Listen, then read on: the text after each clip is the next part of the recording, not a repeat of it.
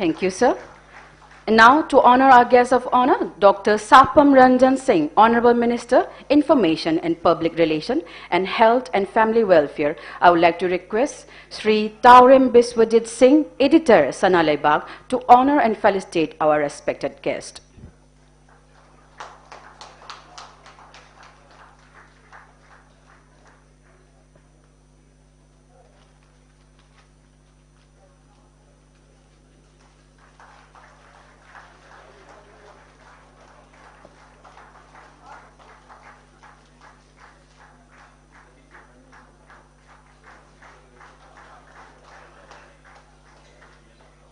Thagachari. Next, to honor our President, Sri N. Irabant Singh, Chairman cum Managing Director, UNACO, I would like to request Sri N. Krishna Mohan, Joint Editor, Sanaleibak, to honor and felicitate our respected guest.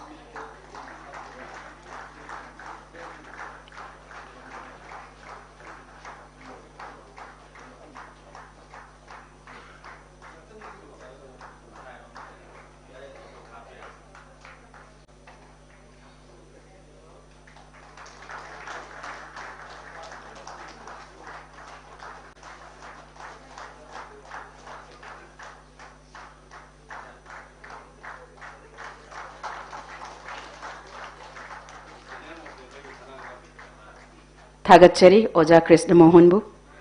Hauzik Makhatana, Akanaba Mitunglen Karamuk, Ikai Kumnazabagi Tanzadu Lozage, and to do the honor of felicitating the guest, I would like to request Sri Hemantakumar Ningombam, Chief Editor Sanaleibak, to honor and felicitate our respected guests. First of all,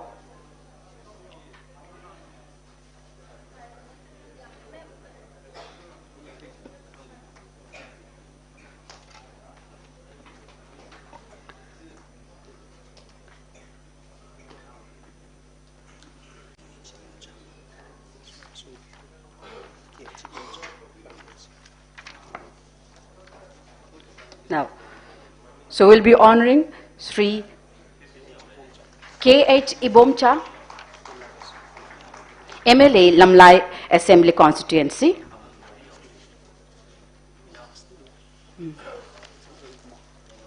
After this, we'll be honoring MLA Sri Thangjam Arun Kumar, Wangkai Assembly Constituency.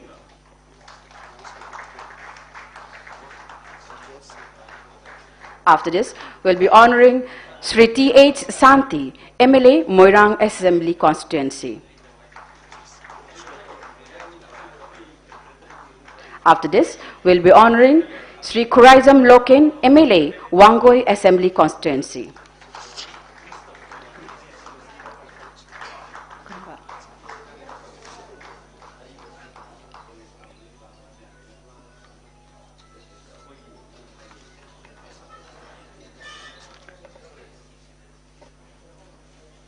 Makatarakpada amuk ikai kumna utchaba oina Sanaleibak Delhi gi hanagi former editor oina thaupu biramba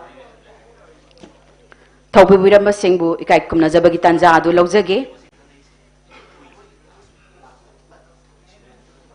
ahanbada Sri P.H. Ramananda Sharma, former editor Sanaleibak. Mayam ahawba ko ba kaloina na Pungning Thogat PC.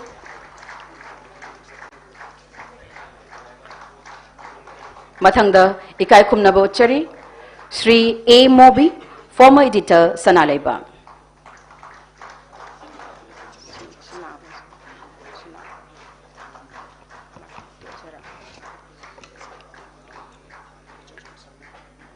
Mathangda Sri H. Achoba Sharma, former editor Sanaleibak.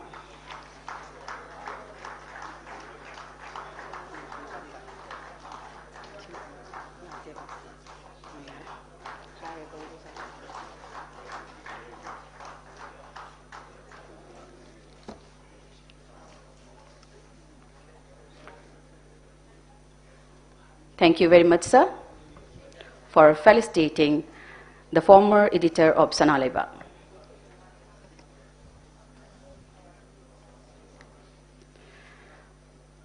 Thauram asigi makha chathajarakpa oina now I would like to request our chief guest, guest of honor, and the president to please light the ceremonial lamp.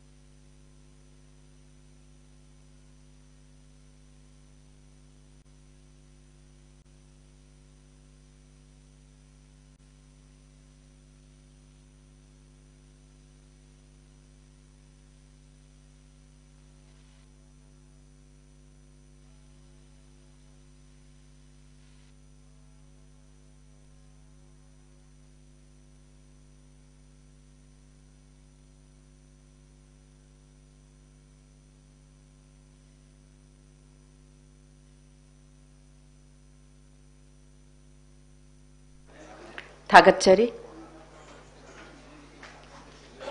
Kagi chief guest, guest of honor, amadi president na kagi ceremony lamp po chukat pira bagi damakta. Tauramasigi makacha tajarak poina, hauzik kaukatchage, Sri Hemantakumar Ningombam, Chief Editor Sanaleibak, kagi stage takta lengkat piraktuna, ngasigi tauramasigi oiba welcome amadi keynote address adu bibina bagi damakta.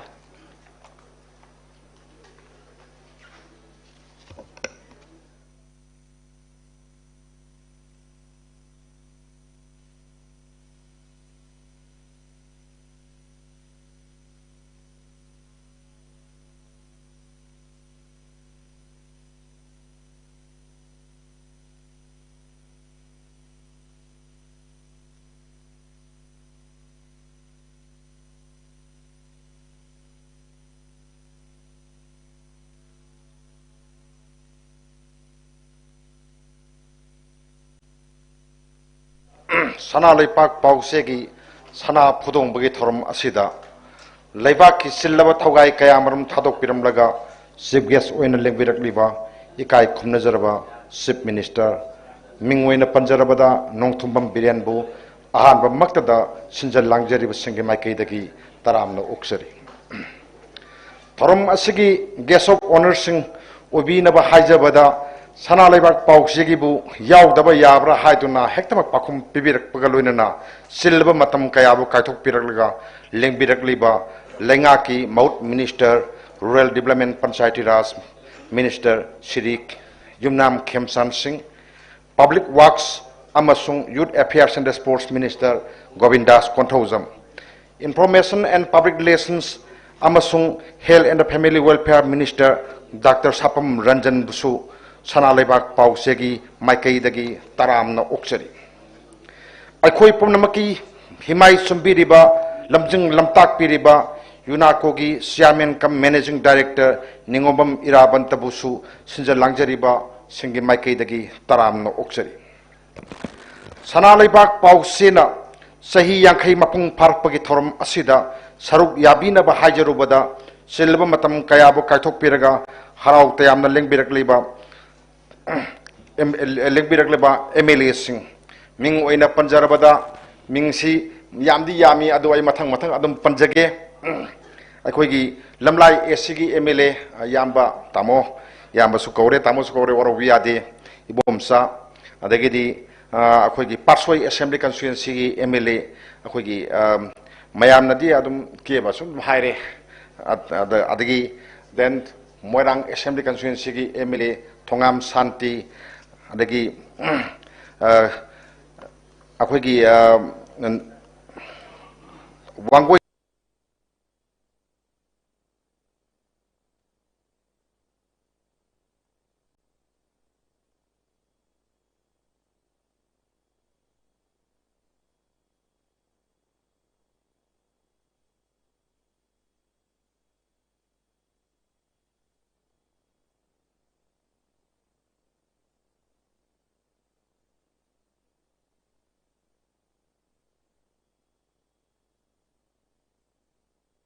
tamo movie hidang mayumgi aiga soba busu Sanaleibak pause gi maikaidagi taram aiga soba busu Sanaleibak pause gi maikaidagi taramna oksari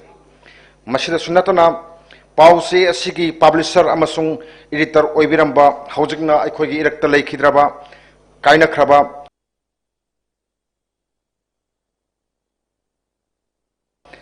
thawai mayam abadu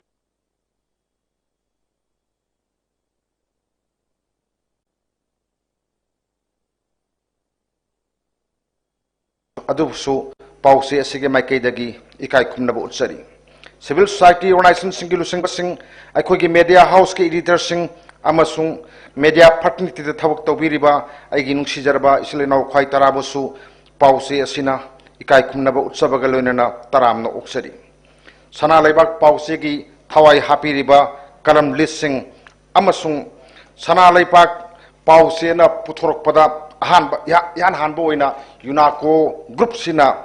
paiba matamda lupa ama phawba lobidana advertisement tobi khiba hojik makti ai yoroktriba mali khogi film star anikhak amana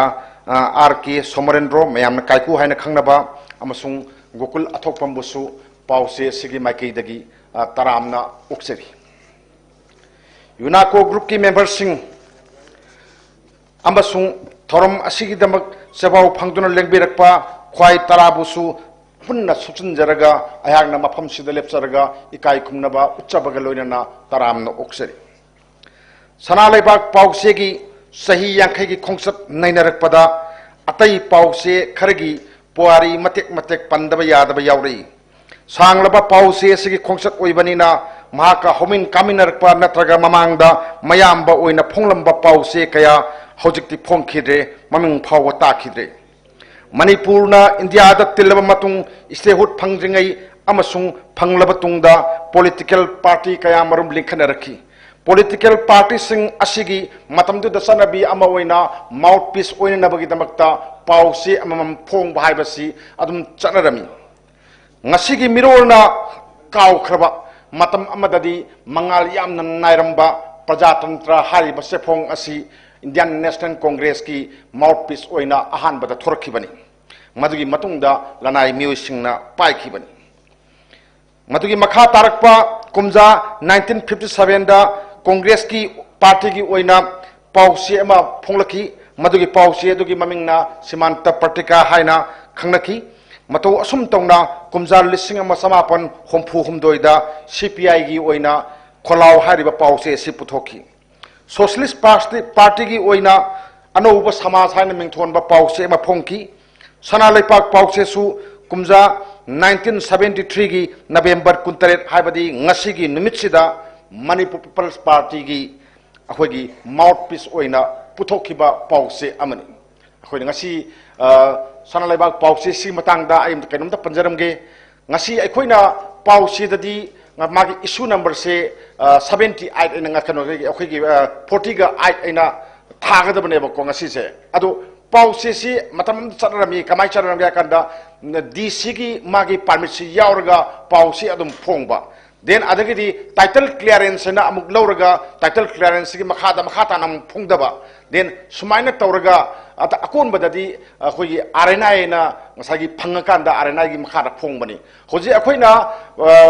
pause gi mataida mana issue number na thai dudi akhoigi RNI gi registration number si lauraga aduda phongbani na thabai wane bako adoga pause simakti ngasagi MPP gi horiba matam se masidagi phongrabani haibadi title clearance ki mamangda DC gi permit yauraga phongki bani na ahlamanna smaitongna thambirami hojik sahi yankhai gi khongchat si mapung phar adagidi ngasagi aina panjagi ba pause Sanaleibak si MPP gi mouthpiece oina lerambadagi matamdugi Congress Party gi sapu si yam kanba maramna ngasagi kamai torga masi ate party mayam si hingadagi haibagi port amalai matamduda Pan Manipur Youth League haba ama lerambasi ama kangbu ani thoye amana kamai togi politics ta politics sanga kanda makhoi gi su ihau haiba pause ama khaksi linkalai इहो हारिबा पाउसे से लिंखले मतम खर मोइसु सलाइरे मतुंगदा Congress party की ethyl से थिंगबंग नमनबगी दमकता regionalism की इहो सागतसी हाइबगी खोलाव अमा लाएबको खोलाव अमा लाखोदगी political party regional political party से मपांगन कलंसी हाइबगी पांदमदा MPP सिदा मसागी हुजिकी आइना पंजरिबा पान मणिपुर यूथ लीग की कांगू से मसिसु मर्ज तौरेबको मर्ज तौब मतम सिदा अखोगी एग्रीमेंट अमा माजर एग्रीमेंट अमा इनबदा इहो हारिबा पाउसे से मसिना MPP की ओइहोबा हाइरेबको अदगदी सनालेबाक पाउसे से मदगदी MPP की ओइखिद्रे अदगदी मतमदुगी संगाइरबा हौजिकना नोंगाखरबा हाइतारे होगी चांदम मनिहार ममिंग लेरब चांदम मनिहारना सनालेबाक सि माना पाइहौरगा मदुगी मथंग मथंग अदम फोंगगा हौजिक फावबा लाखिबनीना आई सुमाइना अमतंग आई थमजरमगे सही अनिरोम चांदम मनिहारना सनालेबाक पाउसे सि फोंगगा लाए मदुगी फोंग मतुंगदा मागी मतम लुसलकपा हाइबा ताई मदुगी मतुंगदा अखोगी चीफ गेस्ट ओइबिरबा अखोगी इकाय खुमनजरबा नोंथोमम बिरेन मिंगोइना पंजरबदा माक्ति याम मुन्ना मसक खंबिरमगनी अखोगी लैखिद्रे हौजिकती लाई ओइख्रे अखोई सयांग कुराव मखोंगदा लेबिरमबा अखोगी सलाम बसंतना अमुक माना मांगोना सिनरमगा माना सनालेबाक पाउसेसी पुखलगा लाखिबनी मतमदुदा फोंगलंबा पाउसेसिंग अदुदी यामना पुनिंग नुक्सिजानिदा हौजिकी आंगांग सिंगदगा वारी लिरुरदी यामना नोकदबा मओंगी पाउसेनी सुपनगी लेटर प्रेस नंबनी लमाई अनिखक पानबनी हाबदी पेज 1 हाबमगा मनमदना पेज 2 हारगा तौबनी अदो मदुगी मतमदुदी मेशन की अनौबा टेक्नोलॉजी सु अखोई साइदा मंगाल फंगदे याम वाना होनबजानी अदुदा नोंगमदा कॉपी लिसिंग 10 गा थौबसिदी नुंदिनगी पुंग 12 दगी थौददी ngam-ponteda अदुमा फिम अमदा पाउसेसी याम वाना पुथोरकी अदुना रिजल्ट सु फजदे मैम खंबिरमगनी लेटर प्रेस से मिसीना तौरगा मयक सारगा मैनुअल ओइना तौबनी मदुदगी छाना तखायरगा रोलरना तखायरगा फातोगा फुंग पोट अमनिना यामना वाबा खुफुंग अमनी अदुना फोटो हापगी खुदोंग साबा लेते फोटो हापके हाय तारगदी ब्लॉग साबाइना मसले ब्लॉग साबसी पुंग अहुम मरी अदुम संगी अदुना मयाम कसो हामनदे कइनो कादा ब्लॉग साबगी पसा मयाम अमन लवेबा मुसो पाउसे सिंदु सेदुंग लेबसु नते ब्लॉग सारगा अमुक नमुनी नमुरगा अदु पंखलगा अमु हापकनी मदुगी जन याम ओयेनको मयाम कया फोटो हामनदे अदुना पाउसे सि मतमदुदी अदुम अफबा पाउसे अदुम ओइबा मयाम सु यावेबको सुमाइ तोरगा ले अदुना चीफ मिनिस्टर ओइबिरिबा होजिंगना अखोगी इरक्ता तिनबिरिबा थौरमगी चीफ गेस्ट ओइबिरिबा होगी इकाय खुमनजरबा मिंगोइना पंजरे वारोबि यादे नोंथोमम बिरेन नारो थौदांगी एडिटर ओइना होरकपनी महाकसे आइना सुम निंजंगबदा कोई लांगुन लंगदाय हाइतारेको लेटर फ्रेस की लुशलक पसरु अदगदी ऑफसेट प्रिंटिंग की तौर कंप्यूटर की मतंग से मसी की हवलक पसरु फावबा मार्क्सी अखोगी पाउसे की लमदा थबक तोरंबा मिसक अमनेना आई लौई अदो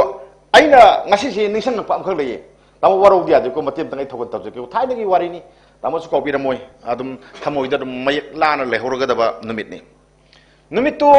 ai gi marup impact tv gi chief editor oibiri ba akhoi gi rupachandra jimnam rupachandra gi magi handsome house na ma lei ujiki impact tv to risi gi makha sida आइसु थबा मगी लापने I मतमदुदा प्रजातन कनोदा sorry पोना फम पाउसेदा IC लेरे लेकांदा तामोसु फमग लेरम मासु editor नि मबानी वारी सारमी अखोय हमजी पुन्न वारी सुहाक साने लेपाकि सुम खनाबा मखनाबा जे अखोय खनरमेबको खनाबदुदा मालोमगी अखोयगी मिहात हाइतारेको मिहात की थोपगी पाउसि तारे आइट Assam rifles की पर्सनल सिंगना मिसम मियाम मयाम अमा हालेसे अखोय मफम दुता ताय अदेगदी अना हई ताम गातंग चलुसिरा हौकांदा माना चलुसी याइने हाय रुपना गाड़ी थौई तामोने तोंगे अना मनिंग फमे मोयनी ममांग फमगा थौर चले अखोइसे मतमदु थौना फबा अदुम कौवेबको ऑनरेबल सेमिनिस्टर थौना याम फबजानी अदु पंगबगी थौना फबा इदु ताय अखोइसे चले आर चले अदगदी वारी साचान चली अदि मफमदु यौगदबा खितंग आयरा कांजिदाबको असम राइफल्स की पर्सनल सिंह को निपान सुबह असम राइफल्स की पर्सनल सिंह सिना लबी द खामे खप्रे खंगे बखोजको खोइदी अदमाय तोरकनी जो खंजु खंदे kami aduga maduda yengba asam rifle ki person sing na yengba mabit ngang na yengba adagidi nungmai si kat way ning jani da adagi akhoi si halu hai thun halu hai akhoi press ni hai ba press hoi su chalu sin halu thona pharma mayam do akhoi humje adum mamai lerga dum laki ko lai ko akhoi kaim hai gi deba ko adu kedore kaim hai dana thawai wana thawai nungai tana ningba asa mayam kairaga laki bodo madu ngasi leipak sigi chief minister oire akhoi mayam gi awaba punmak sing se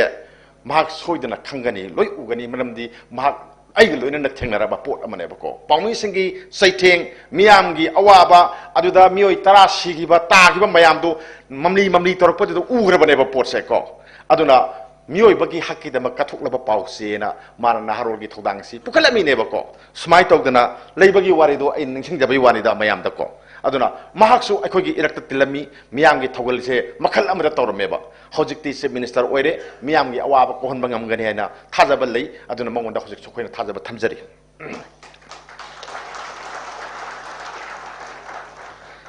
Sanaleibak pause gi matangda amuk lesson ba hokjarage Sanaleibak pause si akhoi laioi khraba halibungo basantana mana phongma batungda matang gi adum lepa adum yawi hoi leptana phongba hekta adum phongba dinate adu mayam lep khaba mayam oju phongi mayam sikadi sangdagi di khara handra so adum sahi si yakai subna din phong pa pause madi oiba ado aigi mangdasu election biri akhoi gi publisher oina su phongmi aduga editor su oibirami puralatpam akhoi gi raman sarmana mana publisher su oi editor su oiraga sara kanu Sanaleibak si phongami matamduda ayak pongna pham pause da lei ado sarang na madugidu ai subject to correction 2001 gi adwai do oram garai na khali adigi matungda sahi ani ahum phong matung dagidi akhoi gi koijam warjit lae koijam warjit si 2003 da mana mu publisher oire aduga ai yamba oibiriba akhoi bulamjin lamthak piriba tamo movie se mana matamdugi editor oiraga Sanaleibak pause si adum phongami madagidi kumja 2013 dagidi hui UNACO group na Sanaleibak si paire kandagidi ngasagi aiga tungda leire aigi mangdasu leire ko pabiriba tamo asobi aiga asobi sina mana editor oirga matam sangna Sanaleibak pause si phongami aidi nanai haitare ko aidi sangbu kuidri aidi atei pongna phamda atei mayam ama aidi taseng horpadi Eastern Herald Tribune na English ki pause makak lerami yang ngalingai da adu matungda prajatum da lejarakpani adu matungda matam gi yakairo la kanda amuk pongna phamda amuk sale pongna phamda gi amuk yakairo da halle adagidi huilan powder leiraga hujik waida da haida sahi manga taruk sigi 2018 gi adwaida angan ba saruk atheng ba saruk da aisi Sanaleibak ki editor oina laksabani ado Sanaleibak ki wari si sumaina lei isil kallaba isingi iyaida lupet honba hi amagumna Sanaleibak ki sanglaba khongsat ase nungai bagi sarukti kajikani awaba maktan yamna kanna ngasigi numisida awaba wari singdo ai lijararoi awaba na yambani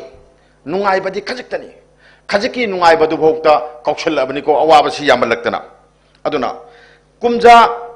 haitare mamangi sahi anihungi mamangda sandokiba COVID-19 gi laisat se masida akhugi pause sibu phongba tuodra aida nate atai mayam su khambiram gani pause si phongba lepadra haibagi phibam yogi pause pusalakpa chegi namnaba se material phangide then miyam da thinbangam de advertisement amta lakte tolokrai dipini awaba mayam do hojik su maduda wagi bado hojik phawa koktri hojik madugi saithengsi leireba ko aduga hojik na amu kamai tawre mamangi me ohumdagi kanglop ki irang thui kanglop ki irang se masi pause sing yam sathina sokrajani ko soka pause sing se masigi matangda ai mati amtang panjaram ge bako maruina ai gidi ngasagi kaino sini pause namna na bagi si pusar ko matang sini bako si se pusanna na bo hona basida adi pusan basi yada ating ba mayam ama lerak pusan basi yada banina hana smai thokane su thorang tawdi do koidi aduna laira ba matam to laira ba press oye bo hojik ina khulak khoi wane bako lairaba oibanina akoi isana tanjaraga phongjo oina haibanina yam kan khona jabanina aduna si esi marang kaidabanina lawsun jahudre aduna ngamna ba khona ba yam khona iko khona ba sida atopa media house asobo media house sida ba ko si matum ani khatadi piu hai bokta piu yati ai thamo sokchan yam nungai te akoi marakta sobo ko akoi si mut khaganda moi nungai hoge haba kangu uma tawe ba ko kaim kai de madu business ni mai ngamna ba khona bani akoi chu adugi matau do khoi tum lawde ya da khoi chu tum lawe ba ko akoi pambai mayam amathi aduna akoi gi pau che tattana ba khona ba sida ba ko lamai nipan phongum ba se masidi ke dore lamai ohum mu handaraga mu khangi lamai ohum da handarak padi amu ke dore plate se amu phangaktre ba ko madagi plate phangtab da gi amu color to bang amaktre color to ngamaktab da kamai dore black white amu phonge ba ko adagi lamai taruk torumbado lamai taruk ngamaktre ba ko sumnagi lamai mari khak puthoe ba mu lamai mari du bokta yagadi takai shetlaga yenjira na khale se leitabo leige haba phangdaba kaya da wa khamno yongko ado hojiksu madugi saithengdo loiba leite bako hojiksu leite akhoi hojina kamai tawre ngasagi lambi sing ngahak daga economic blockade ngahak daga ban tong ma misingna ko khulai oina sinai misam miambu mangak sammet laga ransom da thamaga economic blockade tawi masi condemn tawi masi yam sumdaba thong amane na aina lawje bako aduna se pusalakpa yade hojik aduga hanagi normal oringai matamdadi se kg amada se pusalapagi maman se lupa manga yaudeba hojingna lupa tara alu kg ama pusalaka maman se hana maman pir mamai maman dagi lupa manga oida melor siko hojing lupa tara hele manga hengre se pusalaka nugi magi aching manse somna khadar lakpa yadana somda koire hani numi humni sange hani mari sange hani maduna as angat phangna paisa si hengal leoji ado pausegi mamaldi hengat ke yati pausegi mamaldi hengat pangamde sini tawse aduga pause ba puthok pada ngasagi pausegi si dudang leina na bu hona badadi awa ba mayam ama mayok nei masi ai khakta nate atai pause mayam punamak sune ba ko aduna yam nungaite economic blockade tawi basi nungaite aduga ban taw basi nungaite aduna lemisi yam thuna hanganang bagi apam baduni ai ngonda lejerisi aduna akhoi mathangda lai lakcharabada akhoi pause mayam se manipuradi pause maming leba pause mayam loi lere ko mingoina panjare warowi ade pongna pham pause lere adagi sangai express lere den huyelan pau lere sena yam su phongi aduga masu mamen su phajana sangi moigidi offset printer ga gi mathakta amusu cdp ga tawdana yam phajana phonge bako masu phajaiba kaya da kalakse Sanaleibak yam kalai moi matau du ukanda akhoi gidi mission se thaina war mamangi mission ne bako company na sagi draba sembi wa bada lau ya draba mission na maka khoina sina jari bako mission se hojik si hundu bada contract on bana tana pamba yam ta leito adugi mission duna khoi si ngamna da tawraga moi mayam ga hidana ba oina khoi si phongna na ba khona yebako ado mayam khamgidam gani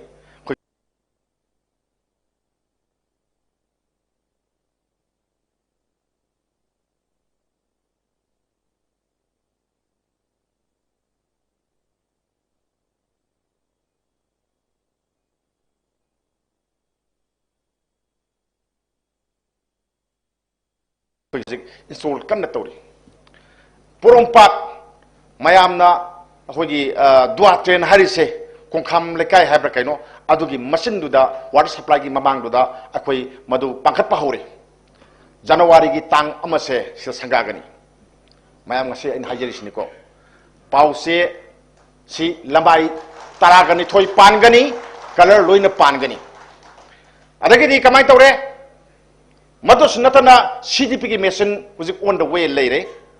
Matangi tha hai badi December tha manung sida yorkani. Ngasagi aina collector ba pause mayam do madudagi ta da ba pause ama Sanaleibak pause oiragani. Siama ko. Hanadi kamai tore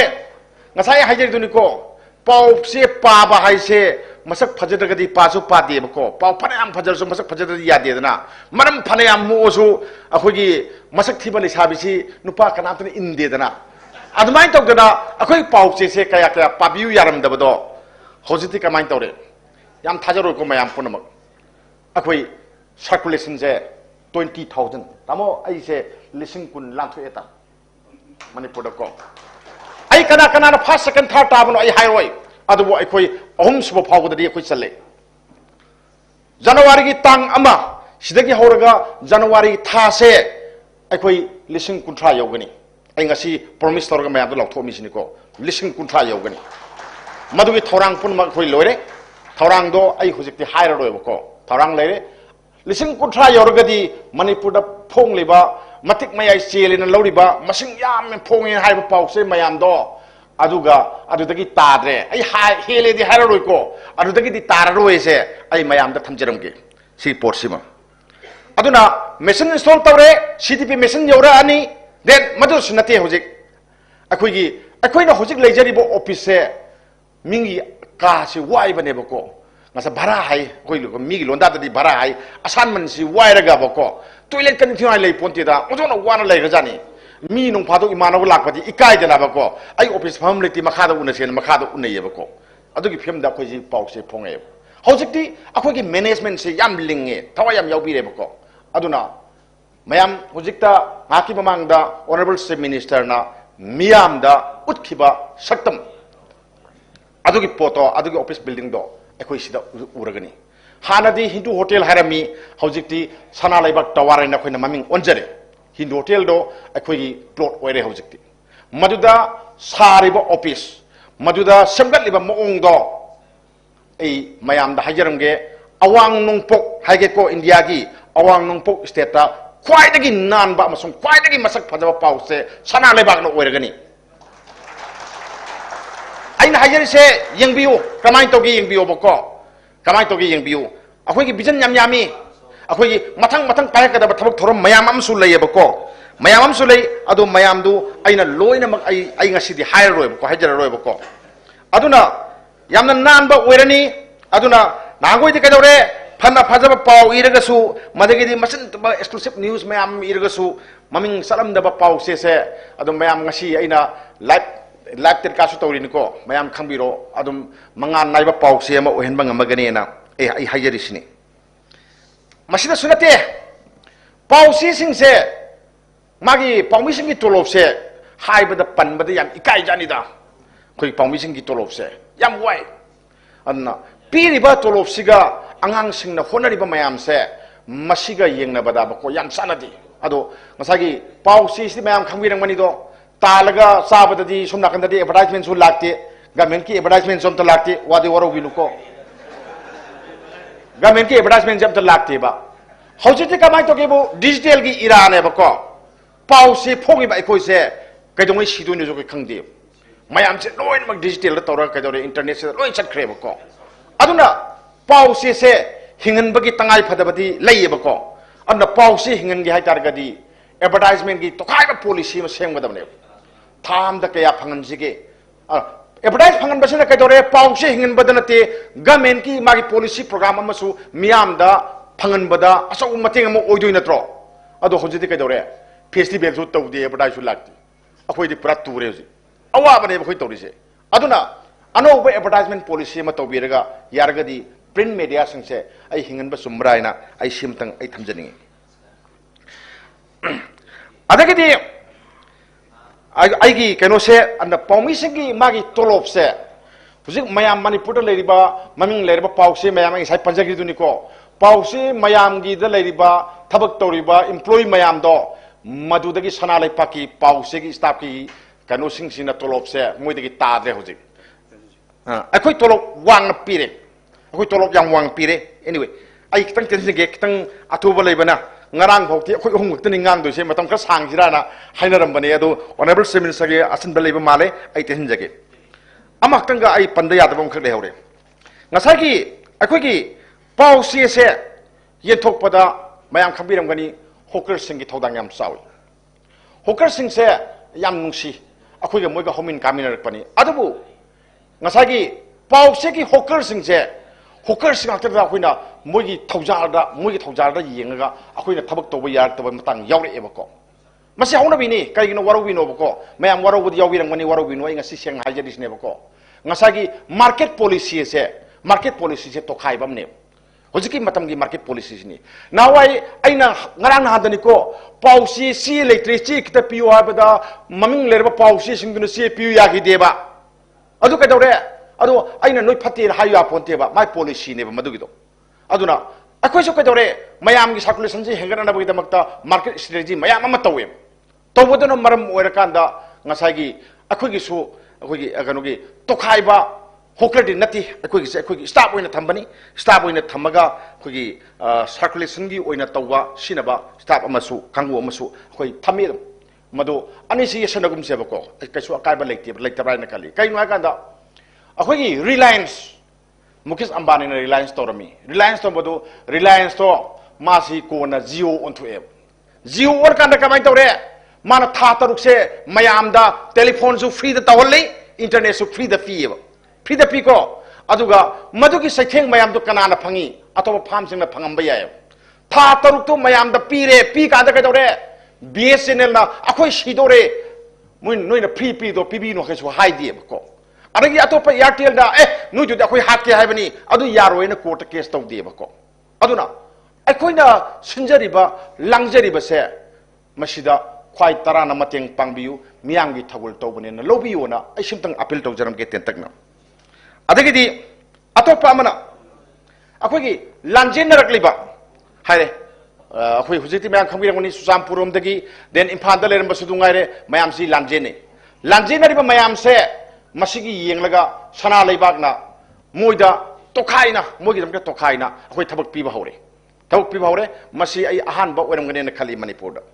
akhoi gi pause sida nupi anima more dagi nupi anima nupa anima akhoi thabak loksale moi lupa lising 35 phangani moi siko at anima na kamai toge circulation da legani anima na sabsta point loksan bani moido moi thabak pire relief camp da leising se akhoi mayam na mateng pangdadi kanana pangni entrepreneurs na mateng pangbidana kanana pangni government to sum kamai to sum nga halaga legani adugi mieng da khallaga akhoi na thabak se tawbani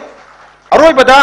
ai tan jarage yam de sam na sang na ngang bane bako adu ngang na badu lochalla se har bani ha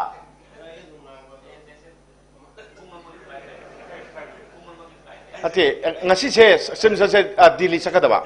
adu yumda su halaroi hai saksu se sarani hai adu torga haladaba adu ai lo sinjarge aroi bagi bhai muktaga hajaramge akhoi gine relief camp mayam hangi ko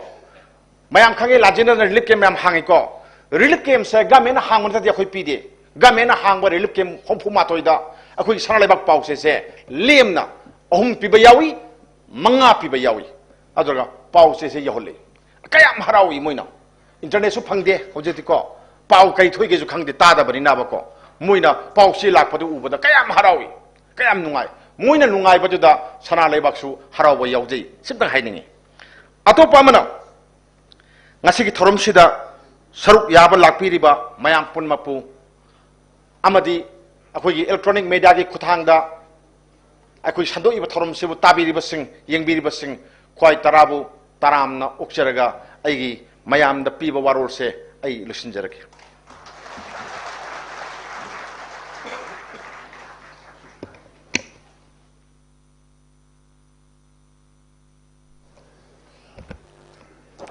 Thagachari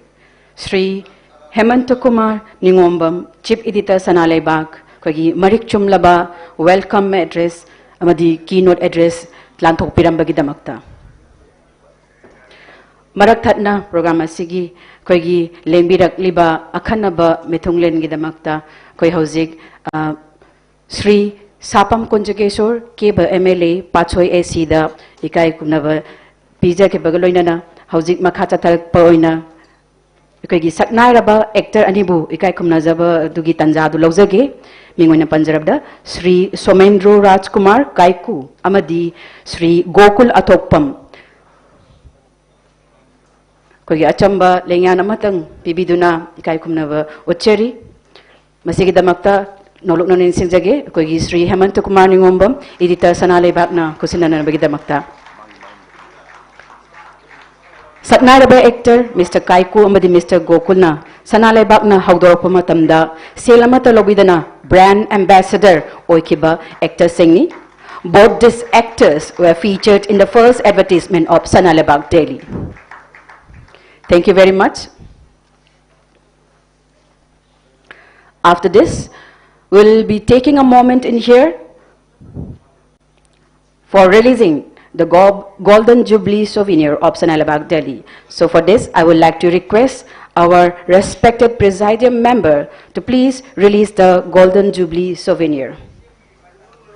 Nolok chananing singjari, akwegi lingbirak liba chief guest of honor amadi president na akwegi ngasigi yangkai suba Sanaleibak ki kumon asigi Golden Jubilee souvenir adu release tawina bagidamakta.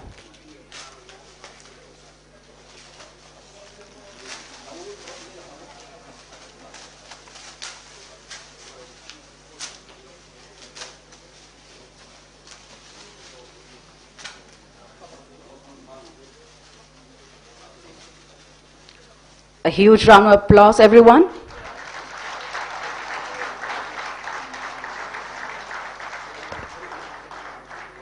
Thank you very much, the Presidium member, for releasing the Golden Jubilee souvenir of Sanaleibak, Delhi.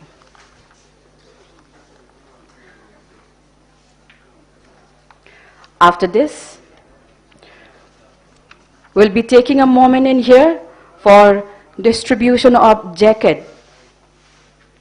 to the delivery executive and gifts to the staff of internally displaced person. And to do the honor of this, I would like to request the chief guest of today's function, Ikai Khumna Jaraba, Chief Minister of Manipur, Sri Nongthombam Biren Singh na, honor to binabaning Singh Jari, Mingway na Koktok Chage, Sri Soibam Subhas Singh, son of late Soibam Ibocho Singh of More Kunau Lekai, Ward number 9. He has been staying at Wangjing Lamding Higher Secondary School Relief Camp, and currently he is working as marketing executive at Sanaleibak. Chief Minister na jacket asibu release to bibaga loina na khusin na binaba ning singjari.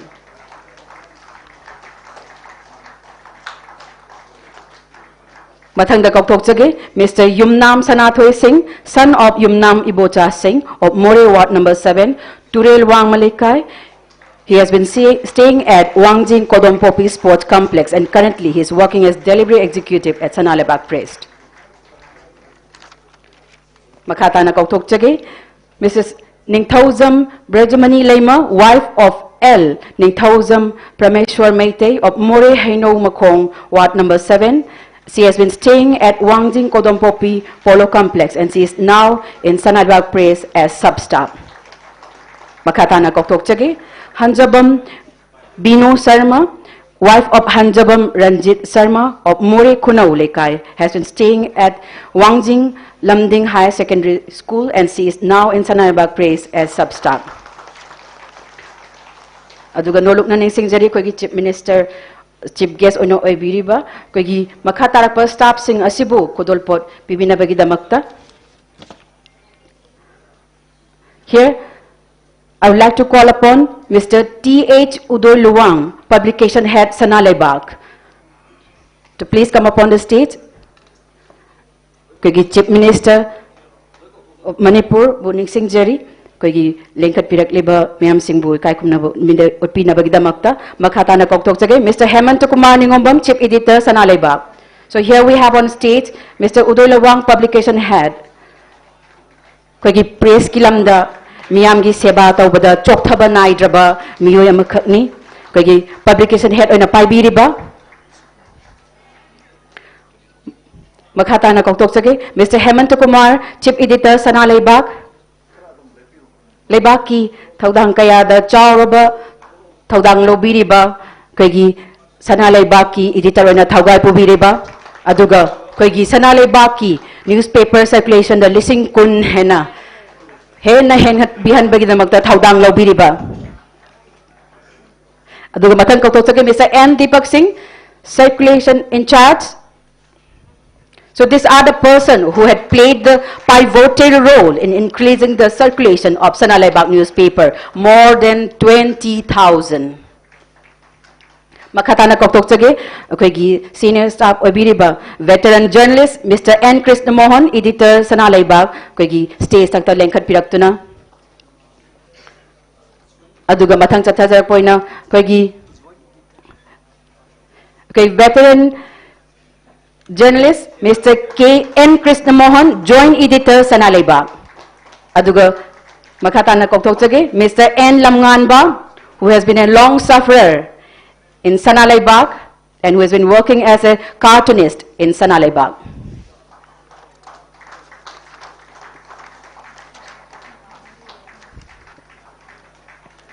Makatana mo koktochage mamangi chahidasu Sahi 2022 da Manipur government apiba State Journalist Award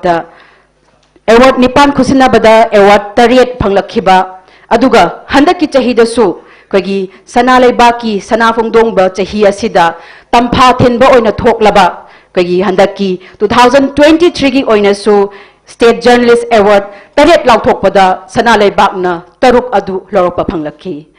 mayam kuba hobaga loinana kausan ge jage Mr. Taurangbam Biswajit Singh, editor of Public Health and Hygiene. He's reporting for Public Health and Hygiene. Mr. Taurangbam Biswajit Singh, editor. After this, Mr. Robinson Wahangbam, reporter for Rural Reporting. Mathangda Kokatsage, Mr. Maibam Kennedy, he had bagged 2 awards. Reporting for Art and Culture and Parliamentary Reporting. Ahoba kubaka loinana mayam taram no opisi. Mathang asi kokthokchage. Mr. Asim Chandrasekhar, sub-editor, was reporting for Sports.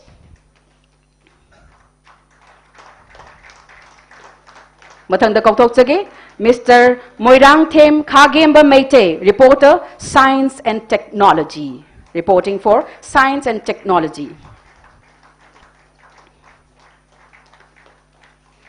Ngamkai laitana thagatchari akoigi Honorable Chief Minister of Manipur Sri N. Biren Tharamasigi makhatara poina hauzik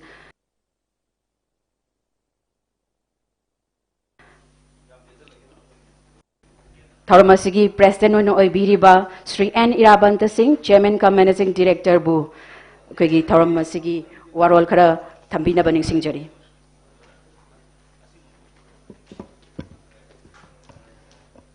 Good morning. Ngasigi Sanaleibak ki Golden Jubilee ki thorom yai farab numit asida ayak matam di am sang ma phangjadre adubu kentangna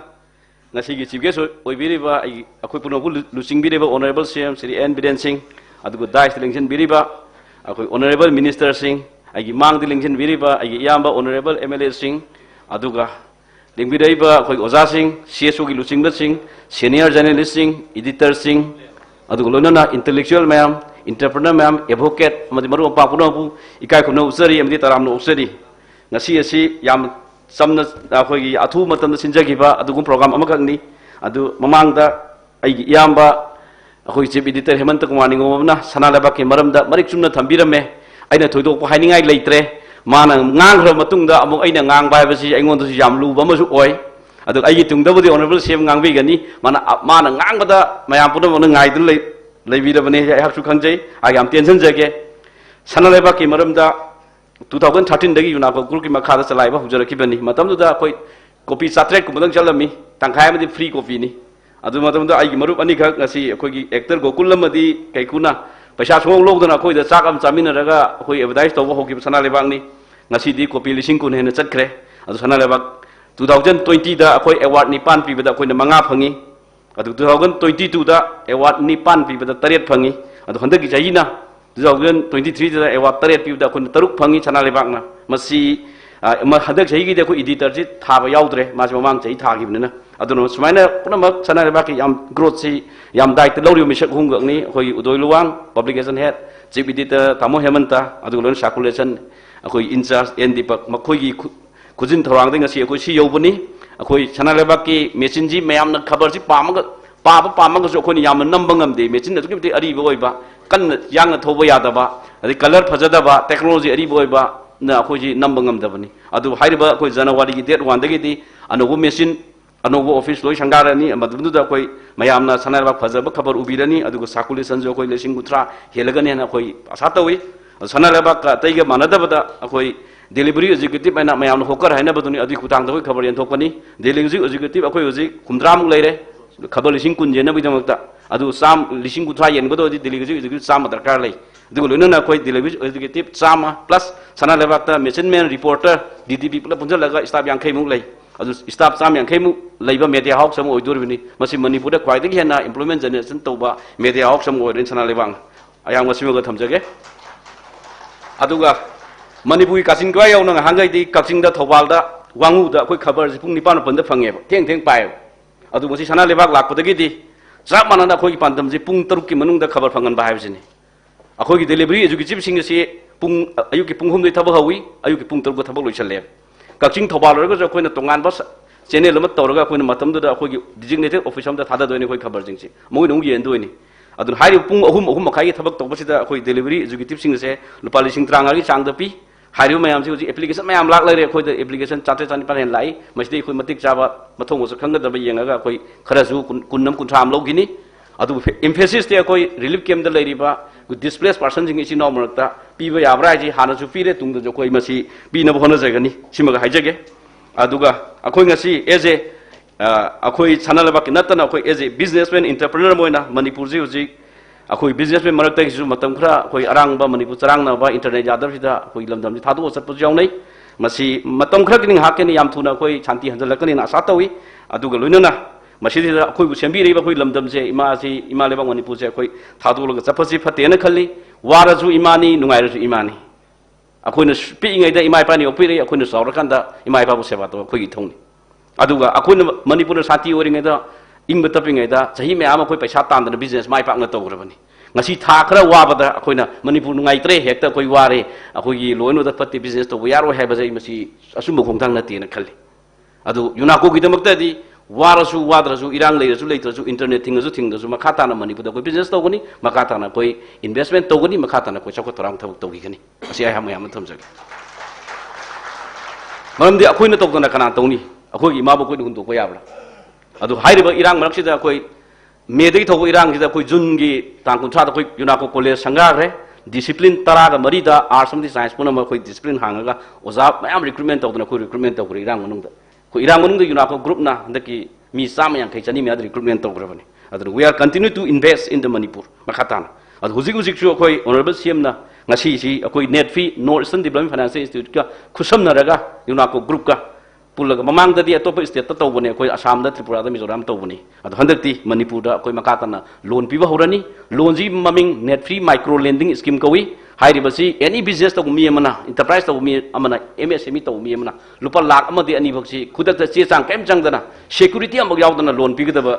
loan ni akoi ga net fi ku samna tawbani hairiba pandam se akoi na mars pagi manung da mioi lising amada loan pi na akoi pandam thame manipur da makata na akoi loan pi gani simaga ai hajage aduga masi akoi ngatra pi bangam banate net fi ku samna tawgadabani yuna ko ngasi bawda manipur ge miyam no isa mioi lakh magi matakta koi loan pigre karo lising amena koi loan pigre ngasi bawta koi loan pigani adunga aina hajaning bada ngasi koi bankari sin mang mayamna national bank sing na manipur da irang phate haina loan pi baje kitang hesitant oi ba pining da budung tawe masi laibak thibani economy je monu revive tawna ba amona fagalakna ba normalization hakna ba business amu hanjalakna ba loan darkar le ayamba akoi gi business tawjari mi mukhutta entrepreneur mukta paisa leitre boji revive tawge gi bank da paisa yam leib akoi gu CD ratio akoi gu 60 dai da haida grabni akoi deposit amada lei bank paisa leite haibana ti paisa yam leib aduna manipur gi miyam da amona loan pi na ba bank gi sinau mayam na sarkar na masi mai unjan da ka lei economy je revive tawna koi sai tagi de koi tawgani haije ak thamjage sigal loina economy ri sustain tawno hona bada growth na tana india boy gara manipur boy gara sustain tawno hona higher education darkar le higher education yaudon economy sustain tawga yaro adu manipur gi koi 11 12 ler matung da manipur da college sam yang kai gum lei si manung da graduate tambi ba college sam tara lai lemau ri na koi engineering dental leiba adi nursing college ni si college me amjin manipur da chahi ma da mi lising kun ga manga graduate pass to hole adu laibak thiba haigadra koi university ani khak lei jai DM College University ga DMU ga koi manipur university ga university ani sigi chahi ma intake capacity moina lobang amba angangi capacity lising ani changwa ka tane lising ku manga pass tawi lising ani changwa de na koi university ani jin loksan bangam de chai gudi 10% ka tane adu lemau ribo 90% de koi master tamba phangde 10% mapanda satkani khara mdi lai rabam di tamba phangdre manipur university da yamna mina tanaba department khara di department ki seat yang kai ga logo da mi changwa application la e masigi oho ba here du singi yam saw oho ba malai khoi state sida masi yeng jaraga yuna ko na koi guwahati to ba private university mam lai re yuna ko na koi athu matam da yuna ko university ma lingkhalagani heb jai ngasi mayam ma khunda thamsai अखोई ने Hector तो लिंखत लेंगे building सारगे Hector कोई university चलाए बे बनती ख्वाइदी मरु ओइबदी state cabinet ने approve तो बसंगी state assembly ने अप्रूव तो बसंगी अदुना ने सी ऑनरेबल सीएम दा आई उता हाना ngango वे ngai ko रिक्वेस्ट तो रिजे ऑनरेबल मिनिस्टर मैम लिंजन बिरे आई याम ऑनरेबल एमएलए मैम लिंजन बिरे स्टेट कैबिनेट ने असेंबली ने अप्रूव तो दरगदी यूनाको यूनिवर्सिटी जे कोई मंगफाउ नो बे यारोय आई रिक्वेस्ट तो जरी आई ऑनरेबल मिनिस्टर मैम दा सीएम दा कोई यूनाको यूनिवर्सिटी लिंखना बा कोई प्लान लेजरे हाई कोई सोदना की गाइडेंस पीबू ब्लेसिंग पीबू कोई खर मखैदी होना जगे इमालबाग मणिपुर की मक्ता सिमा हाइजगे लोसलपदा खोगी मणिपुर सी अफबा डॉक्टर इंजीनियर अमदी मरांग कायना लई एडवोकेट मरांग कायना लई अदु अखोई वालो बायरगदी सिविल सर्विस मरोना आईएएस आईपीएस अदि बैंक दा रिजर्व ऑफ इंडिया दा इनकम टैक्स दा अखोई मीसिंग yang वाटले मसी अवाट बजे ऑनरेबल सीएम जो फिल तो बिन पीदर होनरी सिगु मैम से अखोई मतेंग पांगजन बोयना सरकार ना तोबसिदा यूनाको ना अथु मतमदा अखोई एडवांस कोचिंग सेंटर अमा अखोई सिविल सर्विस कुमा थानाबा बैंक पीयू कुमा थानाबा दुमा कोचिंग सेंटर अमा अखोई लिंखलनी असिमुगा या थमजगे अदु सिगु लोइना अरोय बोयना ngasi होल से लिंजन बिरेबा पुनमा ऑनरेबल सीएम लिसिंग मखादा honourable minister Singh honourable MLA Singh CSO की लुसिंग दो सिंह मीडिया की अखोई editor Singh entrepreneur Singh intellectual पुनमा अखोई लोइना सुरे अखोई लोइना पुल्लगा लोइना सुरगा जापान ना सेकेंड वर्ल्ड वार सोक्थर मतुंगा अमोना साफटलगा पृथ्वी पुनमक जोय तोगिबा अदमायना अखोई मणिपुर सु सोयदनमकी इमालेबाग मणिपुर से अमोना साफरकिनी अमुकन गालकिनी शांतिपुरकिनी चौखलकिनी मतमदुदा इमालेबाग मणिपुर से सनालेबाग मणिपुर ओइरकिनी हैबदै मसिमदगा थमजेगे मैम अदुना अखोई पुनोगुल लचिंग बिरेबा ऑनरेबल सीएम आई इकाय खुनुचरी हंगचरी पुनिंग वाखन मरा कामना मका लामना थोंगा फना अखोई मैम लुचिंग बियु मया पुनमकसे तुंग इंदगी सीएम सार लेजरबनी मसिगी लोइनना मसिगी लंबी सिदा सनालेबागना एजे यामना मरुओइबा लीडिंग मेडिया हाउस अमोइना मागी लौभम थोकपुत तौदांग लेबाक की दमकते फनबा थौदांग दो अदु लौननबा सेम सादुन लेरे हैबा आया मसी वाफमजि थमजरगा पुनमबो अमोनि काय खुमना बुसरि फरमजर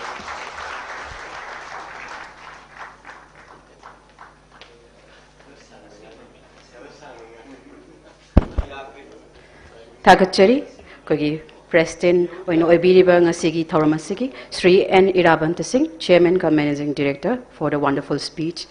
After this,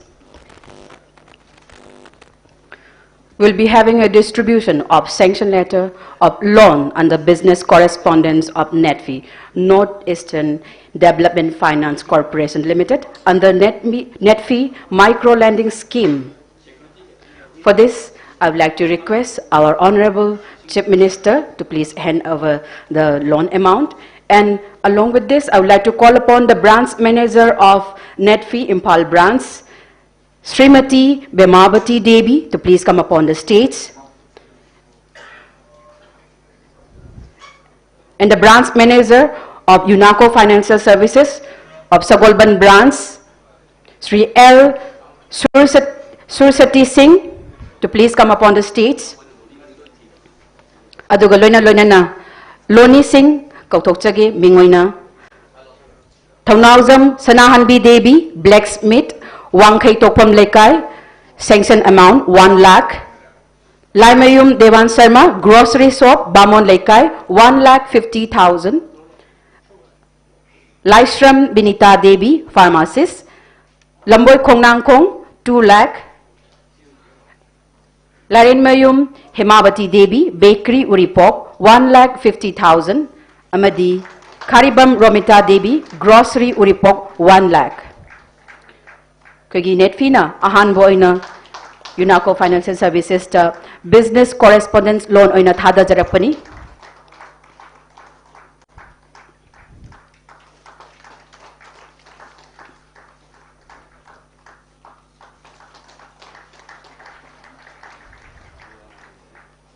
Thank you very much, sir. Sigaloina na akhoi ngasigi chief guest oiriba Sri Nongthomam Biren Chief Minister Manipur bu koigi function asigi wafam katang phongdok pinaba nixing jari.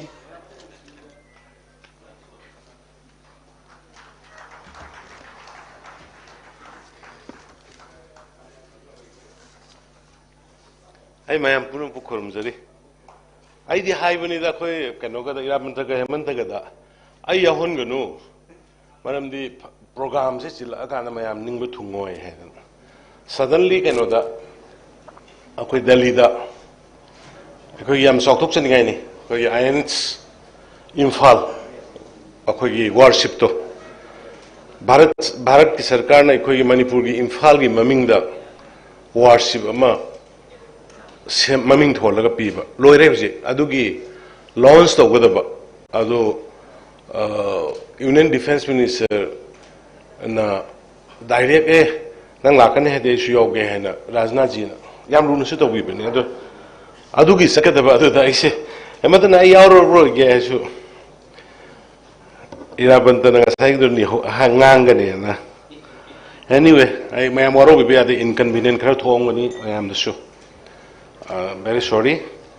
Sigi yamna nungai ba koi Sanaleibak ki sai yangkai surukpa gi pangthok liba thorum sida dai election biriba honorable minister Sri Y Kemsan aduga Sri Govindas Ranjan aduga prasai to biriba eginau irabanta kogi sigi unakogi aduga Sanaleibak ki honor adagi mangdalang sinwiba honorable MLA Singh ai amama moina hajaroige aduga entrepreneurs ki amna business ki success werba gi am tadabli hoy koi mayam rajeno shiyawbiri university ki adagi atai somda civil society organization ki leaders sing mayam yawbiri editors sing paumi mayam aduga government ki officials sing media ki actually now aduga live thai hai live to yang biriba lamdam sigi praja mayam punama ai kai khumna buchari ai matam sangna lujuru ge paumi gi haurak ai ngasai hemanta na wangang thokko da hemanta nang pharak tarakani ko nang keno ina discussion awar gi type torkani ko nang torkan ko na ai hana hafet hammi da hai adama kitang di yaurag loi di yaurag sigi akoi India gi ngarang siam no akoi Manipur gi praja am sunu ngai rangani akoi gi identity ma laita na matama wana mina nokna rag le rambada na pan challe kainom iru se sidi akoi noi mayek le brahma akoi Bengali mayek ni kainom sanabi em toro se moi ni ngai nokna ramba mayam na sidi akoi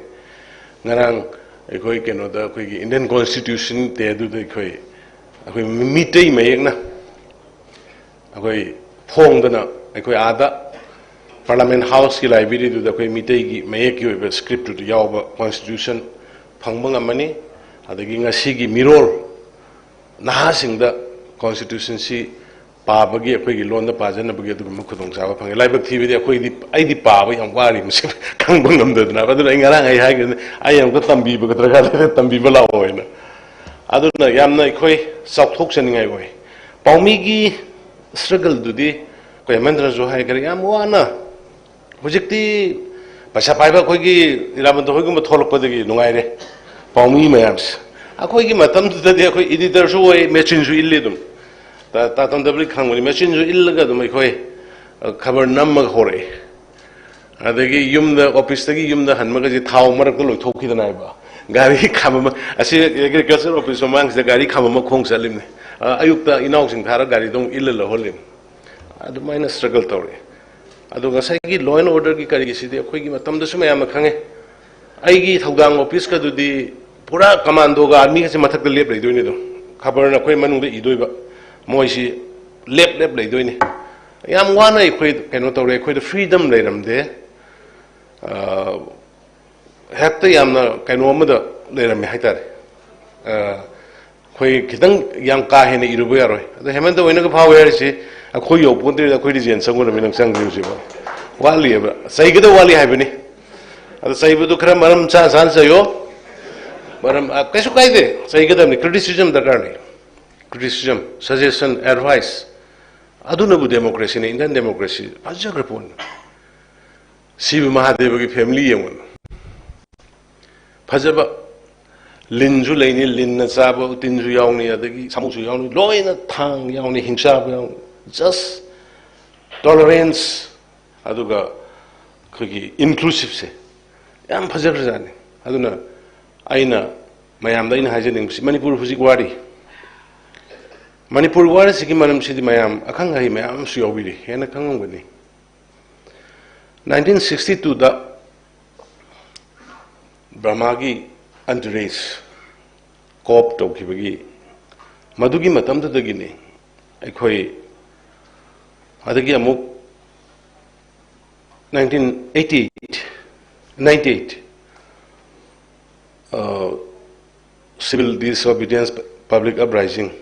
neighbor country da tawgibase ai khoi se careless oiba warung gum si ko khoi careless oi zahi tare thundak pase kuidri ba 1819 or 1826 tane be khoi na zahi tare kuna poloi be sahi chani phadri loi kok thoge ta pura Pang hang a thame, Loy Kautok, say Jani Padri, Satiba warm. I call you, Loy Shanget over Portama. I call in a cock two rev. I do cock Topogi Mapanduna, Loina. Unrecognized village 996 of Hagirane. Others a particular district, any home cooked. Others, what is the Mayamaru we know? Nai hand the bear, Nai Hantoga, another fan the bear. Some Nai hand the bit, some can search Subang, I got them lane shaded. I quite know why to do. I quite being a nationalist, I sadding a I am clear over Masamu, Tik Papa, Ima, Hanagi Maleva to the miner. I thumb me. I do by thumb upon. Gong now na kanon trokan na plop kinder gi buduna ta sum manung da sarag ma pan di dum phajana leiba manung du loi na nai na sal kan hain plop kinder gi ba ma leiba tu de koi noi khoi gi matam na thanam gum se aduna ain se apilam khak tong ninge leibi ri ba mayam puna mag intellectuals civil societies kanagi academician kanagi politician ai koi jointly punna sang basang issue se kangmin na basange aduga solution kamai por ta gi soi koi pun khanmin na basange akoi hunna ba matam na tre husi akoi masen gi marakta soi mi hoi bane soi da bungam moi lan da bungam moi hau gi bada lalam masu hujik ki lalam masu madu punamak yangsan upsan na tham ka na ano ba irama akoi shemba matam yore na ya da mai na fil tawi aduna media na lowri bu role I am not going to cover thing and not only. Sigi Pochi so quite freedom of speech. Hoi, Madudai the freedom of expression, freedom of praise, lady Mayam Slida. A hen bakari or Puduna, a hen Badugimagi, low number in a Tabaktojini. Not the in general, this minor thing in a cotton Togusima Yam no idea. Adunamashi, I know a Narang, Kangpani, Mashigi. Thingy be calling Siam to Wari Sarga, Loishan of a hang and of a toxi, Hayden Maduma. I know so I can't sign up in the apple tokre, and the little gills, and the Amzugi Labiri become good so. Honor be getting a sea, Yanama Porcane, it has a belay. At the Gamana, a Hujiki, Unakogi, rather than a high give to Yam Sumbane, Madu higher education, a quiggy. Isa sing now sings the pin and about the competitive exams in the Yawang and the Nabasi Koi. Adugine Quena UPSC Hana virtually coaching class Hangambani. Adugimatung the direct Adagi faculties may have Poragas the direct coaching class data Holise, UPSC Ate national level gi exam yawning basing. And the Hujik Unakona local labor steps in I am appreciate the way. business ki khatna natna education gi lamda hujik tasu university gi lamda pan khiba ya akhoi government ke nam haijage akhoi government afaba torpa khuding mak tai khoi ngasi bawda no haidabani ngasi bawda afaba torpa last 6 years ta ubirangani last 6 years da akhoi manipur se kramaina change to gi ge se mayam no ubirangani police ki moral kamaina change to gi ge se mayam ubirangani matamam da commando panya ponte pung taruk ta da phikau lupa lising manga hapaga lambi chane ram potin fact ngata ni se reality ni koina tawdi habi aro de pon madu puna muktu police hojiti marup oimen praja ga marup oina na people friendly well last 6 years drastic change ni koi de police aduna underground singi problem almost last 6 years ta nil dongna leiram abani karingma makhalam de disturbance leiram dabani adu banda ki thoi balai buk thiba thogdok sida na maram wera kana khra sen khaiba khotpa ke do tai adubu moisumi ni manipur gi hujik wari ba matam sida adugumba praja singda wahan ga da thabak toi to honingde manipur praja punna magwari manipur ga punma saktam akoi punna kanmina na bhona ba punna leminari lakani thugaina ba hona ba disida nate mamang su kera khona gre makhal makha gi group na hujik su hona rakani adubu ikoi unitely let me never am a sangi and the media friends sing su maru pang sing su ina haining buse ai tv discussion khangde kari khangde ama khangde arupa thon khara thamninge arupa aronba kaido ba khara thamninge ngang ba khanna badu da wakhanda leiba potu loina media da loina haibusu fattaba lei mayam hena khange khangbagi di adubu aigi sum suggestion loina tawjabani yam luba stage ne khoi aikoina hayhuragana lakadabu tungi mirol mapung phana ingna santi oina lehogani yamna nungaina akoina hayhuragana aikoi yamna mawong ta da ba phibam da leiba ya bagi dumugi stage leite banate maramdi yamna matam sangna lakraba pone sidi ai public platform da supanganganing de pangai haining de duna aikoi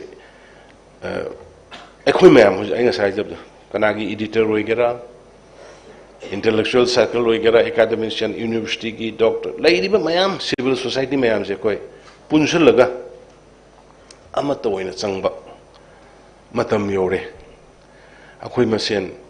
hunnaba akhoi masen nusinadaba akhoi masen political ki difference tuna political relation but when the national issues comes the state ki issue kam lakpa matam da aduga manipuri jati gi apun magi oibe issue lakpa matam de koi difference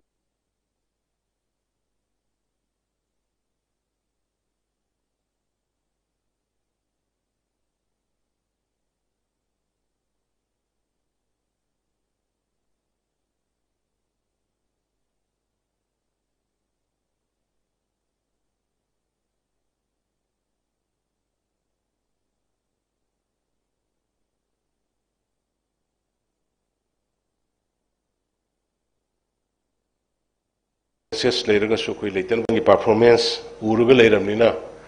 koi best level da government gi side gi koi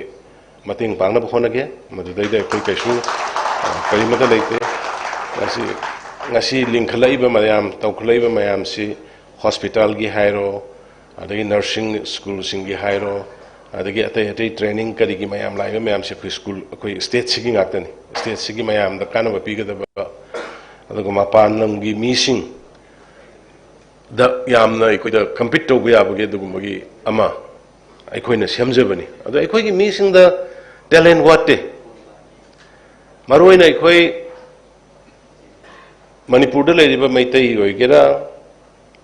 naga oigera koki oigera pangal oigera wasi gidai da koida talent watte tawbuda boy koigi amaga saugatna basi kitang watpa dawna tawi adu hujikti madugumba wakhalong si ayamba hongtong re support tong re collectively group pullaga thabuk tawbuda maitai de ani punya de gain tor modu hujik leitre group sema kana yamna advance wakhalon da mayam thabuk tawba koi ure aduna ina mayamda ina haijaning basi khoi kano si manipur si kaiso khoi yam wakan handabi gano hoi nungaite misi mina yauriba yum tauriba mayam masi nungaite kanana nungai gani kanasu thoni ngoi adubu kana gumba kharana tawgena torpani na khoi defendi tawdabi ade kana gumba kharana tamnana tawgena torpani na madu khoi defendi tawdabi ade ado khoi ki state sigi apun basaktam adu ke state sida khoi mehoro nagi leiminar aba khoi jati kuntra ga humdoi mari leiriba khoi si thugaina bo honor kudu de khoi yaroi yabham thokte haina I masimaga ai thamjaningi aduna hemanta struggle life si full of struggle ni struggle yauna ai akoina ga khabar horakhiba matang mayam hena khangi adagi khabar toba matamdu da phabaga punbaga adagi ngalerga amana kauni ngalerga amana kauni tawna tawbudu da khoi ngasigi all manipur working journalist union se khoi matamdu da punjan gibani machet lerame khoi journalist association welfare association adu press adu adana khoi manga taru leram matamdu da leiba halaman mayam leigidraba pongmonungol hoi Egagopal hoi mamin panjari waru biade adagi huji tamu Bharat Bhushan moi senior mayam ada Yamuna Nendrajit mayam tawrakanda masi koi association tongan leiraga di masi Armed Forces Special Force ki makhada madudai da khoi da supi ki basai theng mayam du thengna bang maroi na khalaga na khoi mayam punjalaga all Manipur working journalist union se punjan ki bani pulapna adu daida adu gi mate khrai president oijarame hek adu punjan baloi bagida adu khabar to bosing yam wana lele ai moida even masagi thau hamningai gari paisa laita dana migi gari maning le napaga lak kangbu mayama masun adu hujikti khragra aina publisher sing da ina appeal tawning basi paumi sing gi welfare su khra atawi de hebenate adu profit ngata sidi journalism aba masigi profession sidi ayam bana koi profit ki nati hajari sumna kitang nationalism marai bang majati nu sibigi feelings leba ki service tong ba ayam bana paumi to bosing si ayam ba dumaina oiso oibani magi paisa phangda ba ma pakhan khaloi ba paumi emo oibagi mangonda leba ki khara change bagi praja ki khara change bagi nungai budu da depend over mina ayam ba paumi oibani aduna paumi sing sikhara moigi aduna boy koina su pencil scheme kari hek hengkat handana kokol handana phajana di koi government side su kan hona jabani paumi khudima koi CMST ki cover to robani irrespective of moigi koi income yengde huiber hek paumi bo ergadi koi ki si minister yaksel ki tengbang free lying la manga do loina cover to ba even hawkers sing koi modu cover to wi adigi press club ka se smile le manate mayam hen khangani adum khara gai de khoi su honori bani akhoi government gi side gi adu sai gi haiba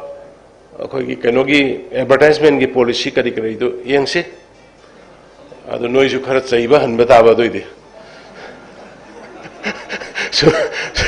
ato ba sumsu sai ni paisa sun piyo du yaro eba adun nak su nok se na to bune aduna mayam mi epic pelairu noido taurisine sai kitang aina nang si kitang sang ta horo ai kitang ai flight sipungama gi flight to set kada nei kitang han ga ge habo tamole re ga ngani to kari wele ga sai university gi do wele ai aduna mayam punama ai khoi aranba asoiba mioi bani lai da su soire ni lan gani adubo khoi amaga suggest tawnarga laiba ki luruba tanjasi dadi koi punna lemina se akhoi da soibi orga su fajana si koi to honinge sumai to honinge sigi posi laye koi na fanga kodana si lay na fajana koi da session to matam da koi all the time koi mayam gi lawgani hujik su ai gi da tawriba meeting si mayam go birangani continuously last 4-5 months no magi mi sam sani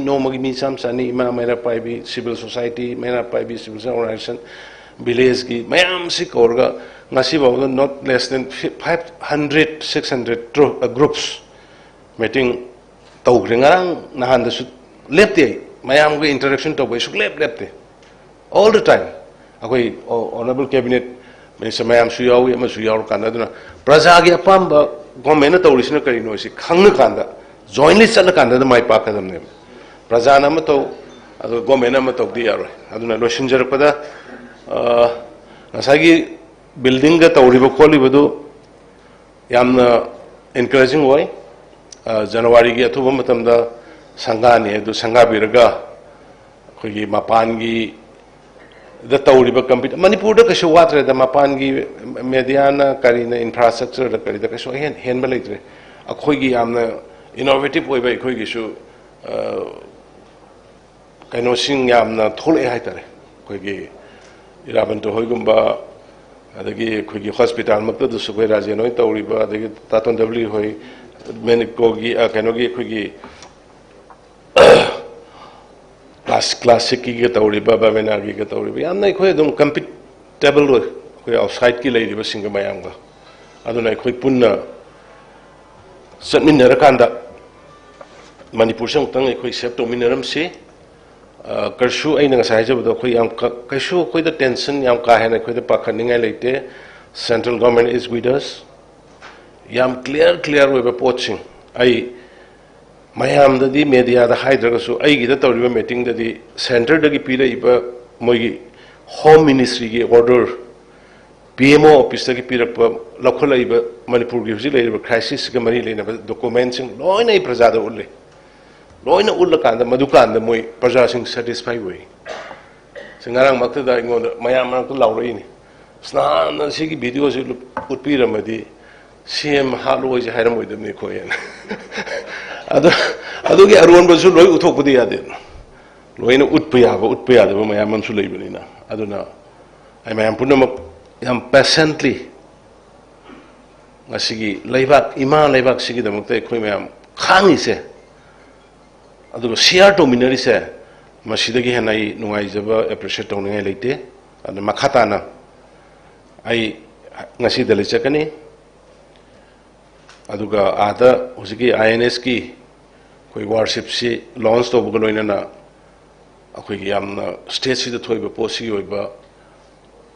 center dagi akoi praja mayam dagi modlor kan tahunni ba posang so yada thambani hana su thamme thamma kan da athuwa matam da kramai tor kan da leiba mayam si settlement tawdana resettlement phajana tawdana peacefully hanjilapa yage hebe sei tangaramgani adu resettlement kari matang da yam kanna civil society sing ain tabada kokomi kari sia khoi da sangat ragaso khoi bu de boycott tok thame moina do mo yam kanna fil da chalaga resettlement tawba court pa ke doba yam kanna honori ana tai ai appreciate tawjari ana yam bazu hongjin ba hogre adu ko hongjin dana leiba jaga sing so khoi athu ba do hongjilalaga hanagi yam normal peaceful loiba manipur do henna ba kanna ikoi hona jari ado praja mayam gi support yauduna de khoi ngamoy ana praja mayam ga punna ngasi chatminari basmaina khoi chatminna si an haijaraga matam punna makta khoi kainogi Sanaleibak ki mangoloi bio Sanaleibak na farak pa haibse manipur pumba gi phabani aduna shona matam pumba sanba wishnu hairaga mayam khurum jari mon jai hind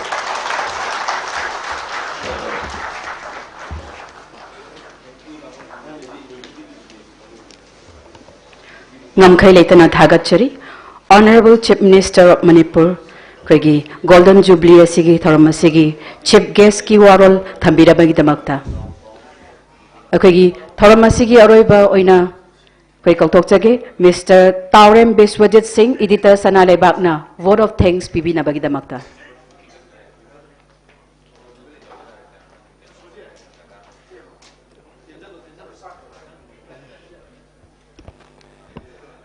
Nasigi November kitang kuntaret kumja lisangani kulumdoi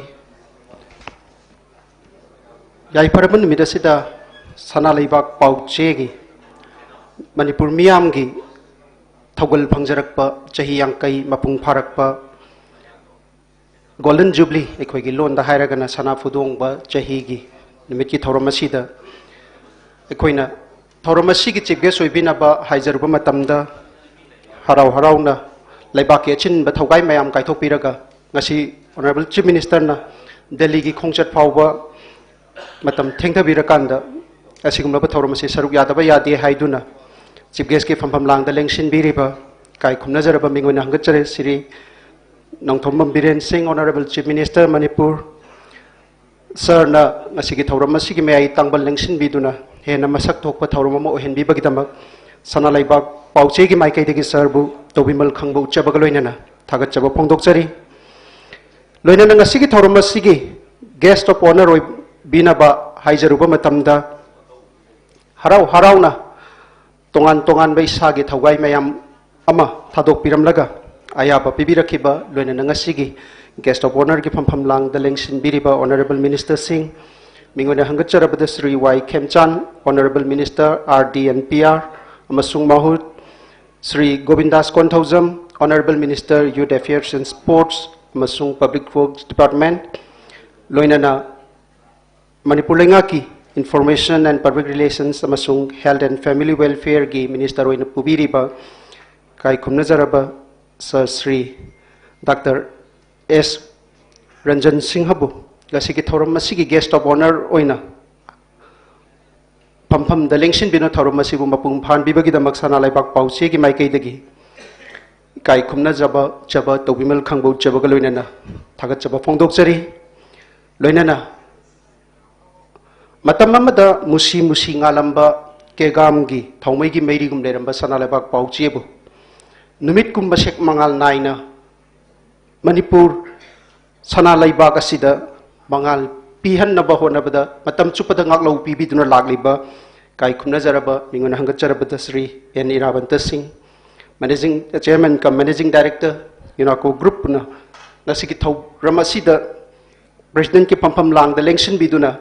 tharumasi bu mapung phan bibagi damakta sanalabak pauche gi maikai dagi tobimal khangbo chabagaloina na thaga chaba phongdok chari aikhoina tharumasi yawi daba yadi haiduna invite tawjaruba lamdamasi gi kai khumna jaraba honorable mla singh isagi achin ba thaugai mayam ama thadok piraga ngasi gi thawrama sida lengbirak ba matam gi khuyong na bakhra leibana ina loina mak ming panjarabasu kai khumna jaraba mla singbu sanalaibak pauche gi mai kai dagi tobimal khangbu uchabaga loina na thagat chaba phongdok chari loina na manipuri khunai gi senbit lon simang lom da pukhatna bohona bada achauba thaudang lobiriba lamdam sigi saknai raba entrepreneur sing Manipur khunai asibu hena chaukhatpa khunai ama porakna bahona bada laingak ki achauba thaudang lobiriba kai khumna jaraba laingak ki officer sing staff sing employee punamak asigmlaba thauram asida puthok chariba souvenir asida ekhoina haijaruba matamda harau harauna article sing thabirakna souvenir sibu hena mapung phaba souvenir ama ohenbiba loinana ekhoina haijaruba matamda harau harauna advertisement pibirakiba tongan tongan ba department singi thobu oibiriba luchingba singbusu sanalaipak pauche gi maikei dagi tobimal khangbu chabaga loinana thagat chaba phongdok chari loinana ngasi ga sigumlaba thauram asida dai akhogi invitee singi phampham lang da lengsin biriba toidok hendok na manipur da fongliba masak nairaba pauche singi editor sing electronic media gi editor sing loinana sanalaiba pauche da matam sangna article sing thabiduna columnist loina thau pubiriba kai khumna jaraba columnist sing loinana ngasi gi aikoina sinjariba thauram masibu pauche gi khuthang da miyam da yohun bigadoriba I paugi lamda thabak tawbiriba kai khumna jaraba sing loinana khunai sibu hiram kaya da mangjil thana lamjing biriba lamda masik masak nairaba civil society organization singi thoburoi singbusu sanalaibak pauche gi maikai dagi ngasi gi asigmlaba thauram asida lengbiraktu na mapung pahan bibagi damakta tawbimal khangbu uchabaga loinana thagat chaba phongdok chari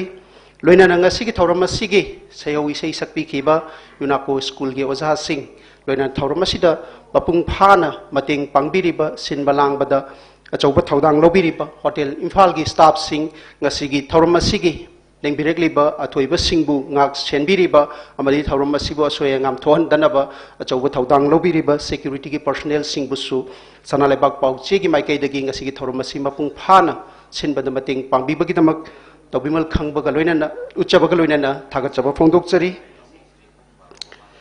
loinana loiselakpada ngasi gi thauram asiga mari leinana अखोइना हाउबा हाउतबा अखोइना बातोन तौजरुबा invitee Singh honourable dignitary Singh पुनमक अखोइना चाकलेन अमखक सिंजरी हाइरिबा चाकलेन से ऑनरेबल चीफ मिनिस्टर अमदी ऑनरेबल एमएलए सिंह गी ओइना अखोइना सिरोई होलदा सिंजरगा लेंबिरकलिबा ख्वाइ पुनमकिना अखोइना हाइरिबा संगाई होल असिदा अखोइना चाकलेन से सिंजबनी मियामना हाउबा हाउतबा सिगुमलबा चाकलेन असिमतंग पुन्ना फंमिनदुना गोल्डन जुबली की सनालेबाक पाउचेगी सही यांखाई मपुंग फारकबा गोल्डन जुबली थौरमसिबु हेना मपुंग फाहनबा सरुक अमा ओहेनबिननबा हाइदुना सनालेबाक की पाउचेगी माइकेदगी नलुकना थमजबगा लोइनना ngasiगी थौरमसिदा लेंबिरकलिबा आइनादि मिंग पनबदा चिथा जहौरबा पुनमकपु सुचिनजरगा अमुका हन्ना थागचबा फोंदोकचरी पुनमकपु थागचरी थैंक यू